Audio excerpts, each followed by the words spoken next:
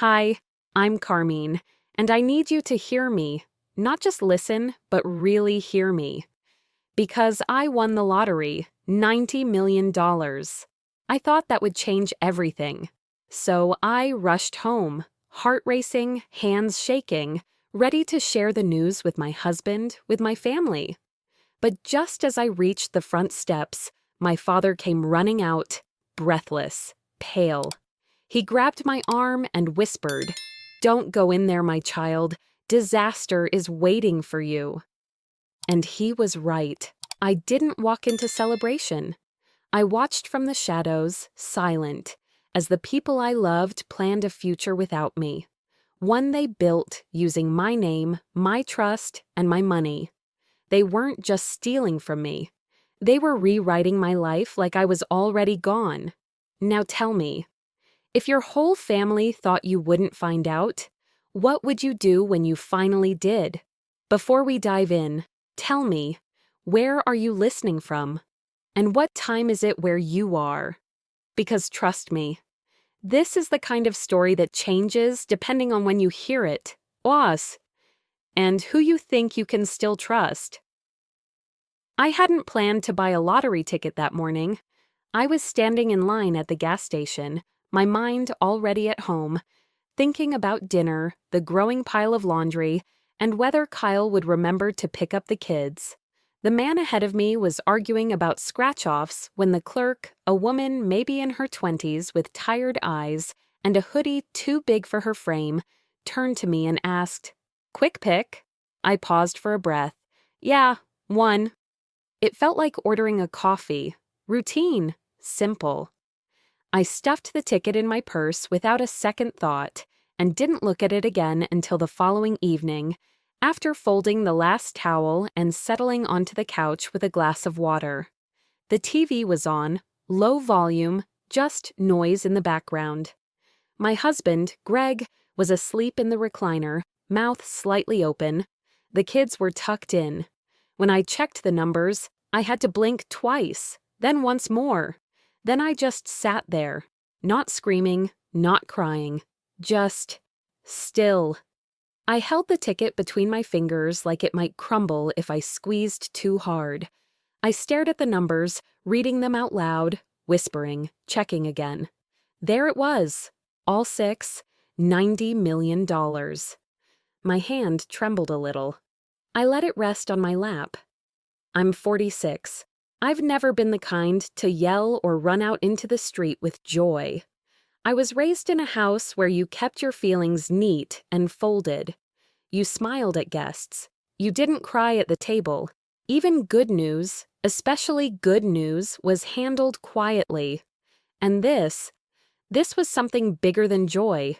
It was something terrifying and untouchable. Money isn't freedom, not always, but it can mean breathing room. It can mean choices. I wasn't thinking of buying a yacht or leaving my life behind. I was thinking maybe I could finally fix the roof without asking Greg's brother for a loan. Maybe I could take Dad to that heart clinic in California. Maybe I could matter in a way I hadn't before. I thought about calling someone, then I didn't. Instead, I folded the ticket gently into a small envelope I had lying around and tucked it into the side pocket of my purse, beneath the receipts and loose gum wrappers. I didn't sleep that night. The next morning, I woke up before anyone else. I brewed coffee, buttered toast no one asked for, and walked out the door like it was any other day. But in my chest, something buzzed, like a secret trying to grow wings. I didn't go to work, I didn't go to a lawyer, I didn't even stop by the bank.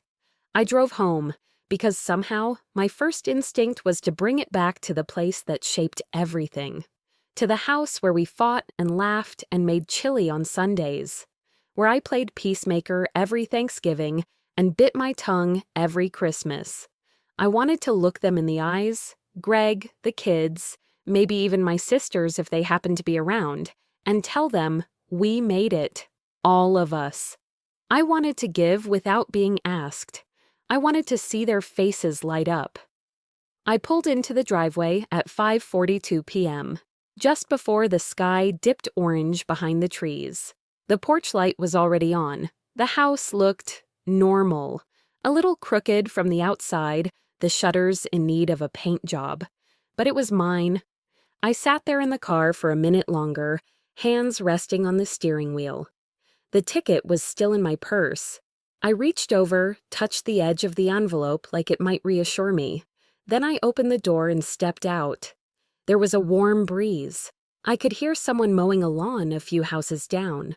Dogs barking faintly in the background, the kind of evening where everything feels settled. I walked up the path slowly, gravel crunching under my flats. The front porch creaked when I stepped on it. Same board, same sound it made since Greg and I bought the place 18 years ago. I smiled. Even now, with 90 million in my bag, it was still our house. Still the same creaky porch and overgrown fern in the corner. I reached into my purse for the keys. That's when I noticed it. My hand was shaking, just a bit, but enough that I had to pause. I told myself it was nothing. Nerves, excitement, the weight of what I was about to do. I wrapped my fingers around the key and stepped closer to the door. And then, before I could lift my hand, the door swung open, fast. Whoa! I startled, nearly dropping my bag, and out came my father. Dad? My voice was stuck somewhere between confusion and alarm. He wasn't supposed to be here. He lived 2 towns over, and I hadn't told anyone I was coming. His face, his eyes, were wide and dark with something I couldn't place. Panic? Carmine, he said, his voice low but urgent. Don't go inside, my child. Disaster is waiting for you in there. I froze. He stepped out fully, pushing the door behind him with trembling hands. The porch light cast a long shadow between us. I looked past him, at the door still slightly ajar, the warm light from the hallway leaking out like nothing was wrong. What? Dad, what are you talking about? What are you doing here? But he didn't answer right away. Instead, he looked at me, right at me, in a way he hadn't since I was a teenager in trouble. That look that said, don't question this, just listen. And I did. Because my father is not a dramatic man.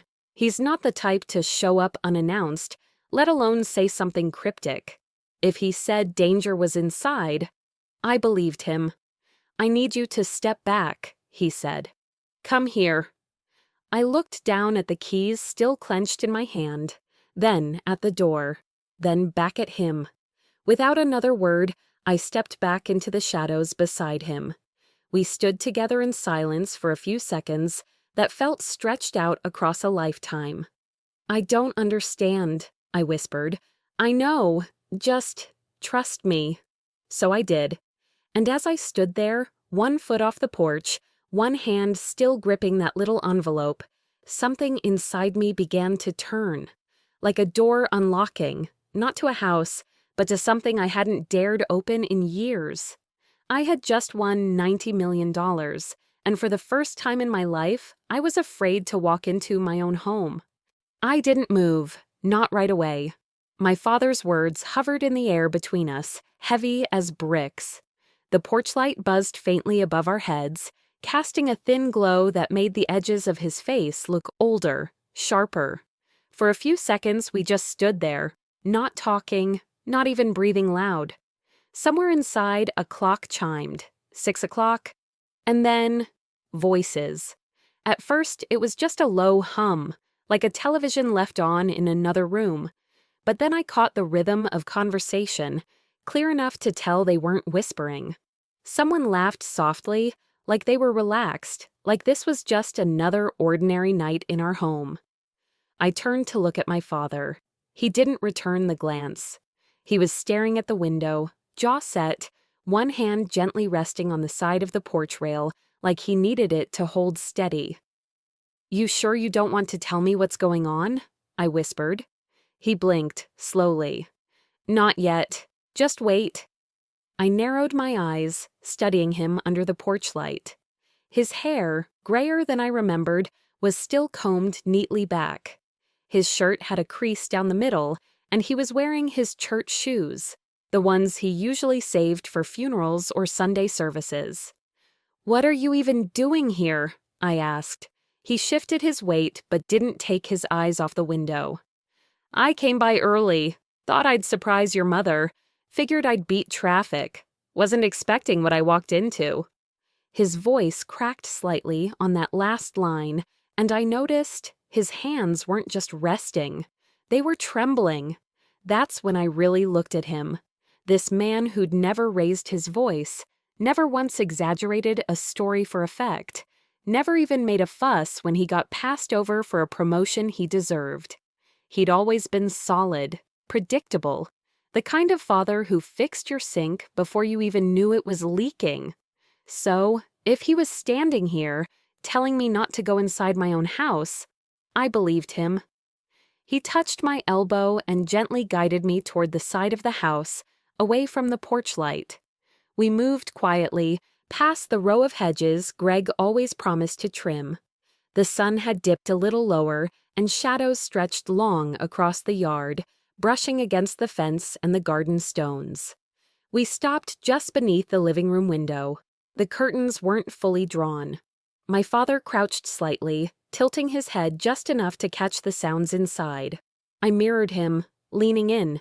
I didn't recognize the voice at first, but then, "I'm telling you, if we're going to do this, we need to be smart about it." That was my sister, June. I couldn't see her, but I knew that tone. It was the one she used at PTA meetings when she wanted everyone to know she had the facts straight. Greg's voice followed, calm and steady. "We've already waited too long. If we don't act soon, she's going to figure it out." I felt something flicker behind my ribs. "Figure what out?" my mother chimed in. "She won't. Carmine always sees the best in people. That's her problem." That hit me like a slap. The voices weren't rushed. There was no panic, no shouting, no shock. It wasn't the kind of tension you hear after an accident or a fight. It was organized, measured, like they were laying out a plan. I pressed my palm against the side of the house to steady myself. Inside, paper rustled. Someone, probably Greg, sighed. "We need everything in writing this time. If she changes her mind, I don't want anyone saying we pressured her." "Exactly," June said. "We get her to agree, sign it, and then, done." My mother, almost amused. "She won't argue. She never does." I could feel my father watching me now. He didn't say a word. He didn't have to. They were talking about me, and not in the way families talk over birthday plans or holiday dinners. This was strategy, cold, calculated. I stepped back, bumping lightly into the bush behind me. "They're planning something," I whispered, mostly to myself. My father gave the smallest nod. "You needed to see it for yourself." I clenched my fingers around the envelope in my pocket. The ticket was still inside, $90 million. Just sitting there between my fingers like some kind of cruel joke. For a moment, I imagined walking in, just like I'd planned earlier, bursting through the front door, laughing, holding up the ticket like a golden flag. "Surprise," I'd say. "We're rich." And I pictured them, Greg, June, Mom, faces lit with delight, all fake warmth and open arms. But now I couldn't help but wonder, was that what they were hoping for? Were they counting on me doing exactly that? Had they been expecting it? I bit the inside of my cheek. My heart beat slow, steady. But everything else in me was screaming. Part of me wanted to storm in and demand answers. Shout. Ask how long they'd been scheming behind my back. Ask what exactly they needed in writing. But another part, smaller, colder, told me to wait, watch, learn. Something bigger was unfolding, and if I stepped in too soon, I'd lose my only chance to understand it. "I'm staying out here," I said, quietly. My father exhaled, long and slow, like he'd been holding it for a while. "They're not who you think they are, Carmine," he said. I didn't answer. I just crouched lower beneath the window, every muscle tight with attention, and I listened. Inside, someone, my sister again, was laughing, and then came the sentence that made my stomach drop. "She'll never know we started moving the accounts 2 weeks ago." I stayed quiet, not knowing that the next words I heard would explain my entire life. The next words floated out through the window, soft but pointed. "She'll understand. She always does." That line, so simple, so familiar, landed harder than anything they'd said so far. I don't know who said it. Maybe June, maybe Greg. Didn't matter. It was the kind of phrase you don't notice until it slices you open. I felt it echo, like it was crawling backward through my memory, tugging at all the quiet moments I'd let slip by. I could see my younger self, maybe 7 or 8, standing beside my siblings while my mother handed out chores. "Let Carmine take the leftovers. She doesn't mind." Or when Greg forgot my birthday 3 years in a row and everyone laughed it off. "She's not the type to make a fuss." No one ever asked what I wanted, not out loud, and somewhere along the way I stopped expecting them to. That sentence, "she'll understand," it was never meant as kindness. It was convenience.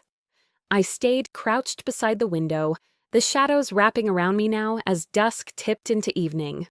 The porch light buzzed behind us, just far enough away to keep us hidden, but close enough to remind me I was standing outside my own house. "They think they know me," I said quietly. My father didn't answer, but he didn't need to. I could feel the weight of his silence, how much it hurt him to see this unfold. Inside, another voice joined. "It's better this way," my mother said. "We keep it clean, organized. She signs everything at once. No stress, no drama." Greg spoke next. "We'll frame it as a gift. Keep her from panicking. Just a few forms. Nothing too official." June added, "If we make her feel like she's still deciding, she'll go along with it. She always does." I looked down at my hands and realized I was gripping the strap of my purse like a lifeline. Always does. Always. I thought back. School choices, job offers, even my wedding. When Greg proposed, it was at a crowded family dinner. I hadn't even processed the question before everyone was cheering, clinking glasses, congratulating me. I smiled. I nodded. I said yes. No one ever asked if I wanted a different life. They assumed my silence was agreement.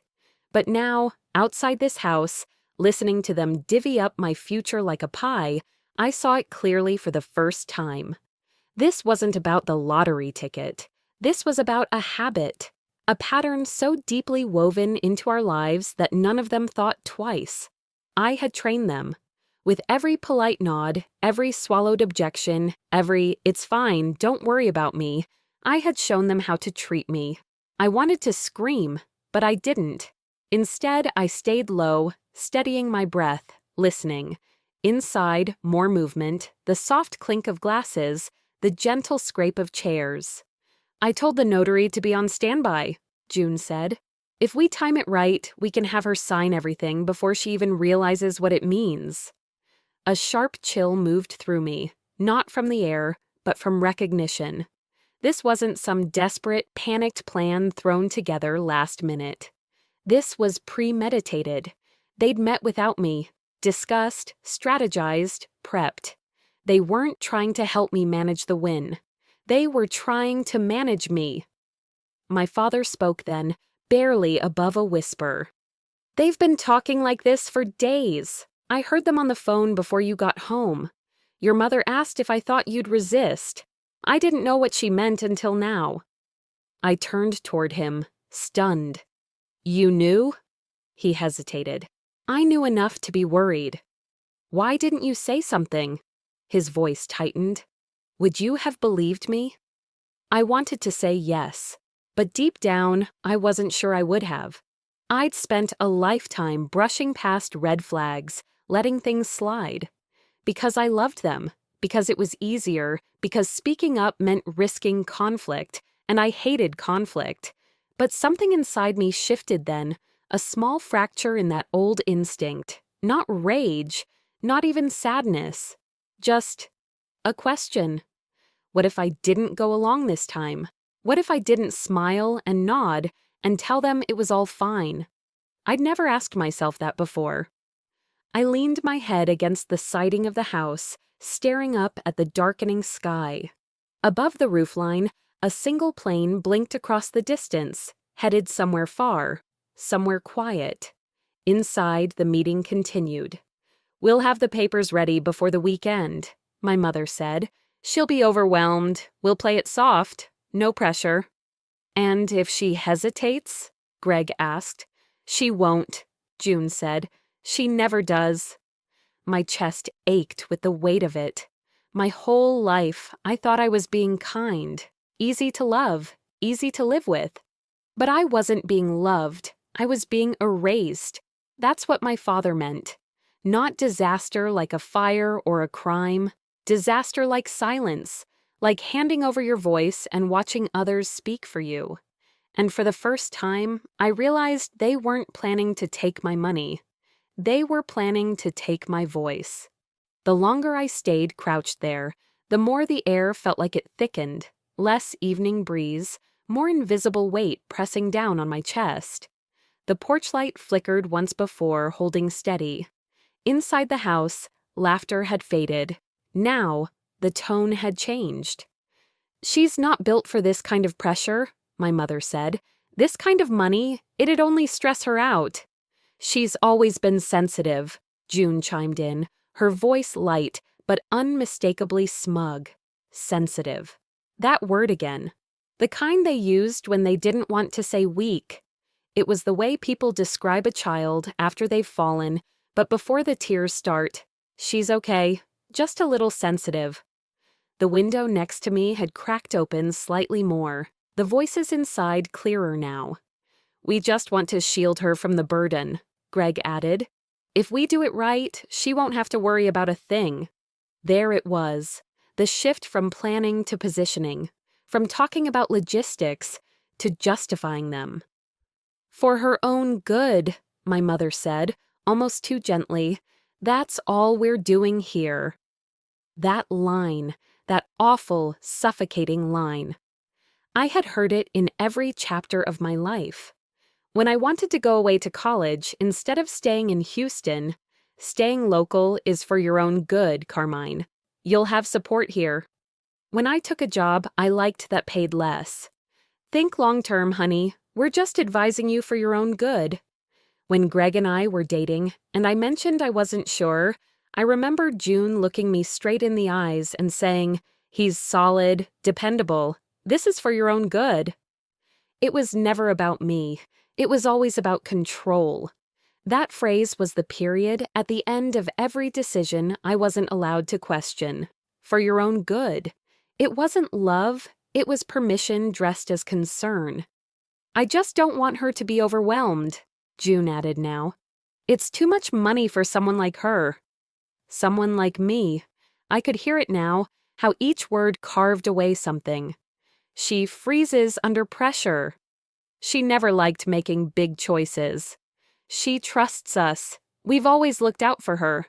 I could feel my stomach twist. I wasn't being seen, I was being reduced. Like I was fragile, like I was incapable, like I was someone whose greatest asset was being quiet and agreeable.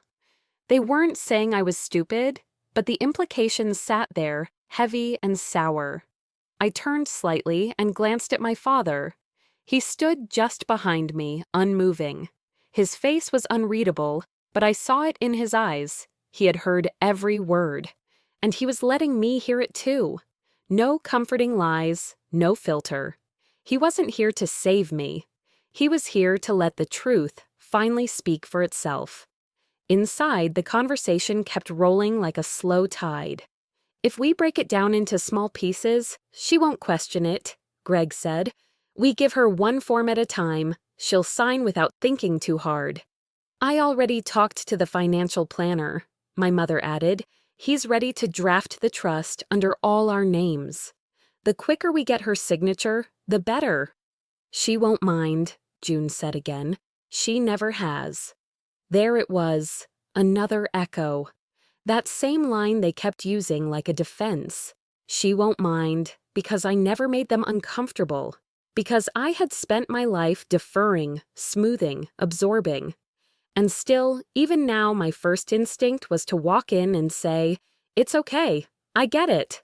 To make it easy, to reassure them, to earn back the illusion that they meant well. But something in me had shifted too far now. I no longer wanted to comfort anyone. I wanted to understand exactly how far they were willing to go. So I stayed there in the dark, watching, listening, letting the curtain finally lift on who they thought I was. Someone mentioned printing the documents. Another suggested having everything ready before she gets emotional. They talked like I was a child who needed to be gently handled. A child with a checkbook. But I was listening now with new ears. I wasn't going to interrupt, not yet. Because this wasn't about one moment or one plan. This was a window into how they'd seen me my whole life. And as painful as it was, I needed to see all of it. Even if it broke something in me. Even if it changed everything. Even if it never let me go back to who I used to be. Because now, the trap was clear. If I stood up and said no, I'd be the ungrateful daughter. The emotional one, the one who didn't appreciate their efforts. And if I stayed quiet, they'd take the silence as consent. And my voice would vanish. They weren't asking for my agreement. They were preparing for my obedience. The voices inside shifted again, and this time I heard Greg, clear as daylight. His tone was calm, so normal it hurt. That voice used to ground me. Whether we were in traffic, at a funeral, or dealing with bills, Greg always spoke like he had a hand on the wheel. Steady, assured, reliable. It was his steadiness that made me feel like we were a team, even when I was the one bending to keep us balanced. I leaned in closer, the shadows pressing against my back. His voice carried now, full of certainty. "It's already signed," he said plainly. "The spousal consent form was filed with the initial draft. Everything's in motion." My body went cold. The breath I didn't know I was holding slipped out, thin and rattled. "She doesn't even know yet," June replied, laughing under her breath like it was all just some silly oversight. Greg answered without missing a beat. "She trusts me. That's never been an issue." There it was, a truth spoken so casually it burned. He had signed something, on my behalf, without me, a document that required my agreement, and he'd given it, alone, as if my name was just another line to be checked. I stood completely still, as if moving would make it more real. Inside, no one questioned him. No one said, "Wait, did she actually agree?" Not a single voice paused to consider whether I had a say. It wasn't just Greg, it was all of them. Their silence hung in the room like a second ceiling. I had always believed that marriage, at the very least, meant loyalty in the quiet places. That even if I deferred in front of family, even if I let things go at dinner tables and holidays, Greg and I still met as equals behind closed doors. But that belief crumbled the moment I realized he had crossed a line I didn't even know needed guarding. He didn't flinch, didn't hesitate. I was no longer his partner. I was his permission. They talked on. Terms I didn't understand flew between them. Irrevocable, custodial control, tax shelter. At some point, my mother said, "Once it's locked in, she can't undo it anyway." And still, my name was treated like a placeholder, a label, not a person. I wanted to scream, to throw open the door and ask him how long he'd been planning this. But my body stayed pinned in place. The old instincts flared. Maybe he thought he was protecting me. Maybe it's just temporary. Maybe he was forced to sign because of timing. Excuses bloomed, uninvited. They always had, because that's how I was raised. to explain the pain away before it ever had a chance to land. But this pain didn't move. It lodged itself deep, somewhere beneath my ribs. I looked at my hands, still gripping the edge of the brick wall. The lottery ticket was crumpled now, soft from the sweat of my palm. The very thing that should have set me free had become a rope they were quietly tying around my wrists. Greg's voice floated out again. "She'll sign the rest tomorrow. If I bring it to her after dinner, she won't think twice." I swallowed back something bitter. So much was becoming clear now. This wasn't about efficiency. It wasn't about legal timing or financial guidance. It was about control. Every choice I'd ever made with Greg, every joint account, every form, he'd always taken the lead.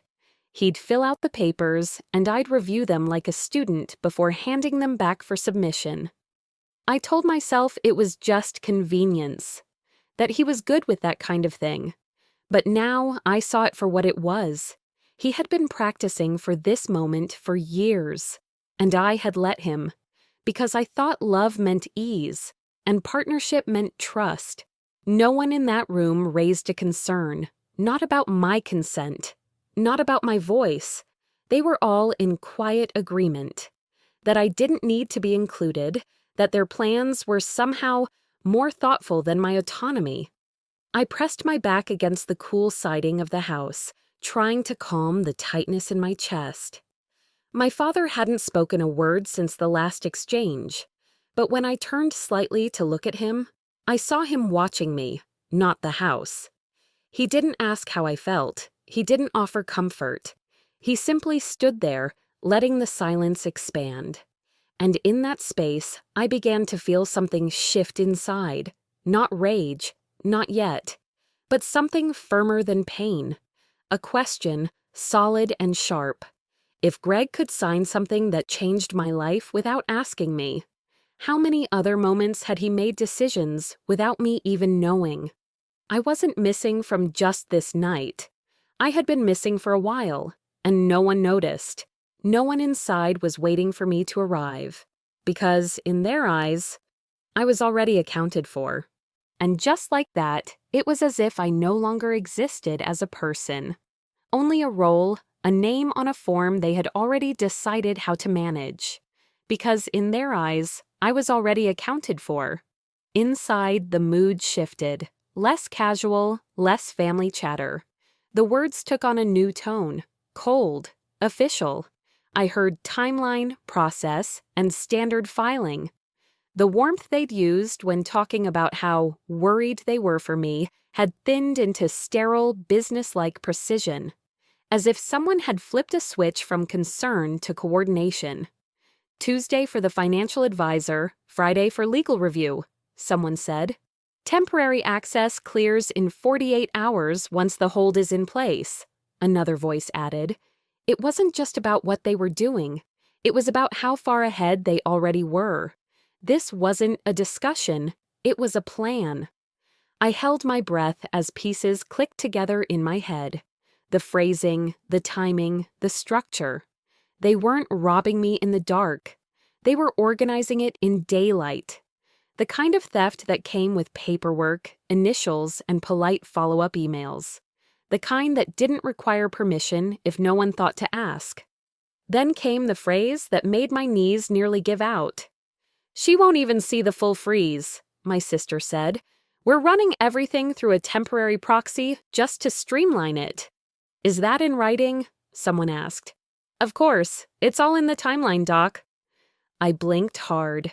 Timeline document. My husband, my mother, my sister. They had sat down, mapped it out, scheduled my erasure in bullet points and appointments. What they called streamlining was actually locking me out of my own decisions. Control wasn't always about volume or threats.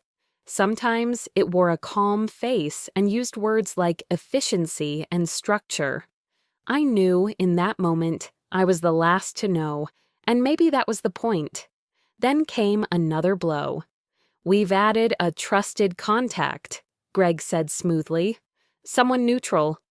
"Not family?" June asked. "No, it looks better if it's a friend of the family. someone from her church. They'll act if anything seems off. I pressed my hand to my chest. Not only had they planned to restrict access, they'd prepped a gatekeeper, someone who could flag my behavior, intervene on my behalf, and stall any attempt I might make to reclaim control. Not me, not even Greg. A stranger wearing the title Trusted, ready to step in if I did anything that wasn't part of the script. A full wall of control built without confrontation.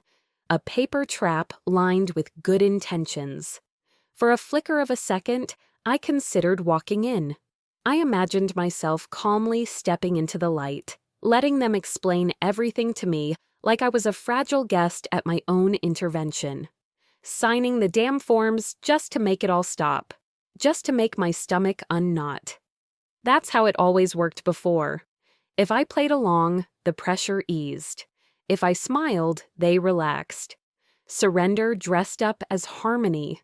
But this was different, because this time I wasn't being asked. I was being managed. And that's when my father finally moved. He didn't raise his voice. He didn't offer comfort. He leaned slightly toward me and said, flat and firm, "This isn't protection, this is containment." His words didn't ask for a reaction. They didn't rush me, but they cracked something open. All night I had been absorbing every line, every step of the plan, feeling smaller by the minute. But hearing him say that out loud reminded me, I wasn't crazy. This wasn't care. It was control, and I had a choice. My father didn't say another word. He just looked forward again, letting me sit with it. The wind had picked up slightly. A porch light flickered across the street. I listened again to the voices inside. My mother was laughing softly. My sister asked for a second glass of wine. Greg made a comment about how this will be easier than we thought. They sounded relaxed, triumphant even. And I knew, with a weight that settled deep in my chest, there was no going back from this. Even if I walked away tonight, stayed silent, pretended to understand, this would never be undone. They had drawn a line, and they'd done it with full confidence that I wouldn't notice. But I had, and now I couldn't unsee it. Inside the house, something shifted again, just subtle enough to feel staged. The voices were clearer now, the tone no longer that of a private family conversation, but more like a presentation rehearsal. "She'll respond better if we frame it as a gift," someone said. A pause. "And remind her how much we've done to spare her from the hard parts." I felt my jaw tighten. The words weren't about me. They were about managing me. I was a step in their plan, not a person in their lives. I could hear my mother's voice now, soft, deliberate. "We'll start with the part about how much stress this would have caused her. She always appreciates when people take care of details. Take care, like I was a child. Or a delicate vase they didn't trust to carry its own weight." Then came the next blow. "She should be grateful," my sister said. "We've protected her from so much. She doesn't have to deal with lawyers or deadlines or any of this." My stomach turned. Grateful. That word had followed me my whole life like a leash. Grateful for what I was given, for what others thought best. Grateful for the decisions made in rooms I was never invited into. Grateful for silence that kept me out of trouble and far from confrontation. But what they were really saying was, be grateful you weren't allowed to decide. It was a kindness wrapped in chains. My heart pounded louder than the voices. They were still calm, still perfectly poised. And I realized they weren't just doing this. They were preparing to perform it. Rehearsing how they'd tell me, how they'd shape my reaction, how they'd spin control into kindness. Then came the quiet threat. "If she resists," Greg said carefully, "we don't push. We just remind her how conflict would affect everyone. Mom's health, Dad's nerves, the grandkids. She'd never want that kind of tension." A low hum of agreement followed. No one raised their voice, No one needed to. They'd built a whole ecosystem around the idea that my peace of mind was too dangerous to trust me with. And now, any resistance would be framed as selfish, ungrateful, disruptive. Let's not let this spiral into something permanent, June added. We can't afford family fractures. Translation: agree or take the blame for tearing things apart. I gripped the porch rail and felt the wood bite into my palm. And then they turned on him, my father. I love Dad, but he's too close to this, my brother-in-law said. He still thinks things work the way they did 40 years ago. June laughed, low and dismissive. He's emotional. He's always been soft on her. It's sweet, but not realistic. He doesn't understand how these systems operate anymore. My breath caught. It wasn't just what they said, it was how easily they said it. The man who had raised us, who had built his entire life around making sure we were safe and seen. They talked about him like a senile bystander, like he was the weakest link in their chain. And he heard it. He didn't flinch. He didn't speak. But I saw it. His hands, clasped in his lap, tightened. His jaw shifted just enough to break the mask. They had dismissed him too. And in doing so, they had made the worst mistake of all, because they reminded me who he still was, and who I still was, when I stopped letting them define me. My silence cracked.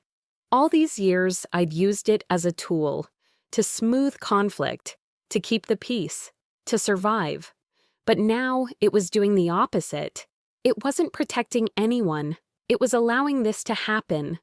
If I stayed quiet now, I wasn't just agreeing, I was helping them. I couldn't live with that. But I didn't move. Not yet. I stayed in the dark, listening, cataloging. Every phrase, every plan, every cruel kindness disguised as concern. I knew if I walked in now, they'd wrap me in their words, spin me in circles, flood me with reassurances. I wouldn't win the moment. They were too prepared. So I chose something else. I chose to stay still. I chose to remember. They thought I was passive, that I'd fold like I always had, that my silence meant surrender. But it didn't. It meant they'd never see me coming. And oddly enough, that thought calmed me. Not in a smug, victorious way, but in the kind of quiet steadiness that comes when fear finally gives up its grip. My breath slowed. My shoulders dropped. I could hear my heartbeat without it rattling my chest. I hadn't felt this clear all night. The chaos was still happening. Voices inside, decisions being finalized, timelines whispered like they were ticking bombs. But none of that held me anymore. Not the dread, not the guilt, not even the grief. I slid my hand into my coat pocket, found my phone, and opened the voice memos app. No dramatics, no hiding behind bushes or planting microphones like in the movies. I simply hit record, set the phone down on the porch's wooden ledge, and angled the mic toward the half-open window where their voices drifted out like smoke. I'd waited for this moment, not just tonight, but in a sense, for years. I'd learned to gather the full picture before speaking up. Because if I didn't, they'd twist it into misunderstanding or overreaction. This time, I'd have the entire canvas, their own words, their own plans, without edits. Inside, they were still talking. "She'll come around," my brother-in-law said. "She always does." Laughter, not cruel, but casual, comfortable. "She just needs time," my sister replied. "It's a lot for her. But when she sees we've already streamlined everything, she'll realize we're saving her from the mess." "Bank's on board, right?" someone asked. "And the temporary authorities locked for 30 days? "Yep, all standard procedure. Just need her signature to finalize, and even then, if she stalls, we can push through under stress exception." I clenched my teeth. Push through. "She'll sign," June said. "Even if she hesitates, give her a few days and a little space to breathe. Don't crowd her, just nudge." Another voice, softer but sharper. And if she doesn't? That's when I heard it, the arrogance slipping through. She'll calm down, eventually. It wasn't said with malice, just assumption. Like I was a toddler mid-tantrum who'd tire herself out and nap it off. I stayed silent, because they weren't finished yet. She doesn't even know about the trusted contact thing yet, right? One of them asked. No, and we don't need to bring it up unless it becomes relevant. It's just a safeguard. We're not doing anything shady here. Right. I pressed my fingers to the wood rail again and felt the splinters catch on my skin. Good.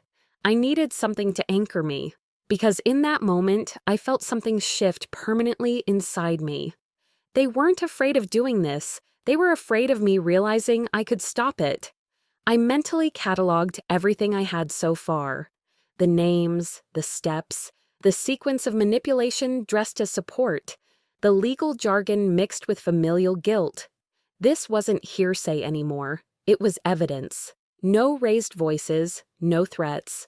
Just the quiet machinery of a takeover masked as concern. And now I had their blueprint. I knew what exposing this would cost me. I wasn't naive. There would be fallout. Words said that couldn't be unsaid.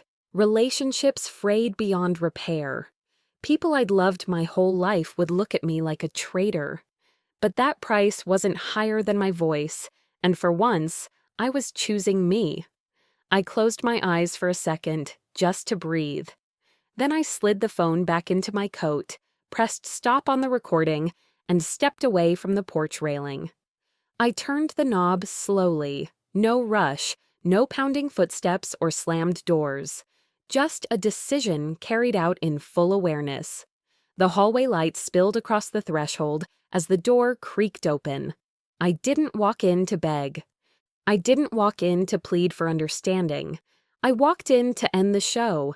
And the moment I crossed that threshold, something subtle but seismic happened. The room stilled, not dramatically, but enough to notice. The laughter faded, papers stopped shuffling. All eyes turned to me. But I wasn't who they expected. No frantic questions, no nervous explanations from me. I simply stood there, in their space, in the house that once held holidays and late-night talks, and now housed decisions made without me. I felt calm, maybe for the first time in months. It was the kind of calm that comes not from peace, but from clarity. I wasn't wondering why anymore. I knew, and I had proof. I recorded the last hour, I said, plainly. Everything said here tonight. It's documented. Silence, not confusion, recognition. My brother-in-law shifted in his chair, lips parting like he might speak, then thinking better of it. June blinked slowly, trying to process what I'd just said. My husband looked at the floor. I didn't raise my voice. I didn't accuse. I know about the timeline, the banking holds, the trusted contact that's not me, the decisions you called temporary but set in stone. I looked at each of them. You can't claim this was a misunderstanding. Your voices said otherwise. The room felt different now. The control they wielded with ease earlier had slipped. They weren't in charge of this part, not anymore. I could have gone further. I could have listed names, dates, terms. I could have talked about lawyers or consequences or what I'd do next, but I didn't need to, because this wasn't about making them scared. It was about making myself heard. I'm not here to argue, I continued. I'm not here to fight over who meant what or who thought they were helping. I'm here to tell you, I'm done. June opened her mouth. Whether to defend, redirect, or guilt, I'll never know. I didn't let her get the chance. I'm walking away, not because I've lost, but because I've finally stopped shrinking to stay welcome. That was the part they hadn't counted on. They didn't expect me to leave first. They thought I'd stay and plead for a seat at a table that had already decided I didn't belong. I turned to my father. He was standing near the wall, arms crossed, expression unreadable. I saw him differently now.